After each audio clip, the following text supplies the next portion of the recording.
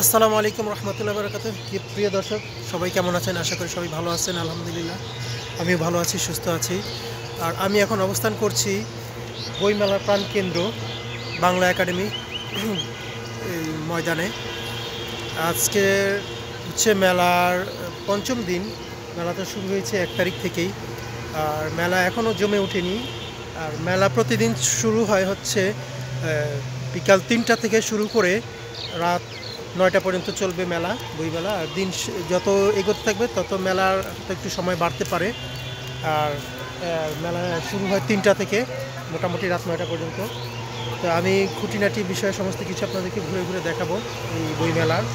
আর বইমেলার স্টল এখনও কমপ্লিট হয়নি, অনেক স্টল চলছে, কারুকার্য এখনও চলতেছে। স্টলের বুকিং কার্যক্রম সমস্ত কিছু মিলেই হচ্ছে বইমেলার অবস্থা। তো আপনাদের সাথে অনেক কিছু শেয়ার করবো বইমেলা সংক্রান্ত বিষয়ে। আর আপনারা সবাই দেখতে পাচ্ছেন মোটামুটি সেজে বসেছে বইমেলার।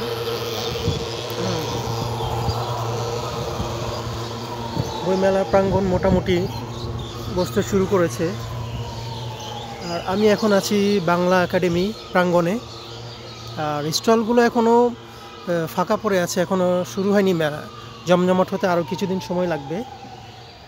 আর স্টল ওপেনিং হয় 3টা থেকে শুরু করে রাতের মোটামুটি 9টা সাড়ে 9টা পর্যন্ত চলবে মেলা। আর বাংলাদেশি বাঙালি মানেই হচ্ছে বইয়ের মিলন মেলা, বই মেলা, 21শে বই মেলা। 21শে বই মেলাটা হচ্ছে সবার একটা আনন্দ উদ্দীপনার ব্যাপার। আমিও ছোটোবেলায় মেলা ঘুরে ঘুরতে আসতাম, তো আপনাদেরকে সমস্ত কিছুই দেখাবো মেলা প্রাঙ্গণের।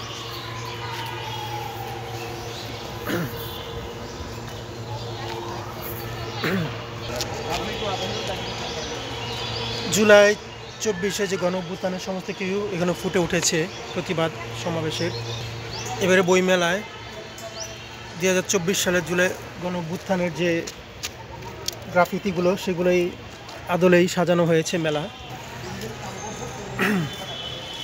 জুলাইয়ের যে গণঅভ্যুত্থান আন্দোলন ছিল সেই গ্রাফিতি এখানে স্থান পেয়েছে। প্রতিটি জায়গায় ফেস্টুন ব্যানার করা হয়েছে। প্রতিটা ফেস্টুন ব্যানার সমস্ত কিছুই জুলাইয়ের আদলে করা হয়েছে গণঅভ্যুত্থানের যে আন্দোলনকে কেন্দ্র করেই। দেখতে পাচ্ছেন আপনারা দর্শক, ফ্যাসিস্ট গভর্নমেন্ট স্বৈরাচারী শাসকের সেই ছবি দিয়ে ময়লাদানি বা বর্জ্যদানি ডাস্টবিন তৈরি করা হয়েছে। আসলে ঘৃণা মন থেকে আসলে যা হয়।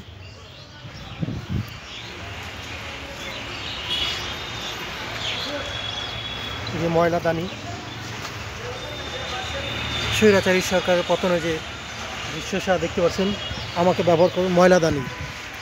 ইজ্জত আল্লাহ পাকি দেয় এবং বেজ্জত আল্লাহ পাকি করে থাকে।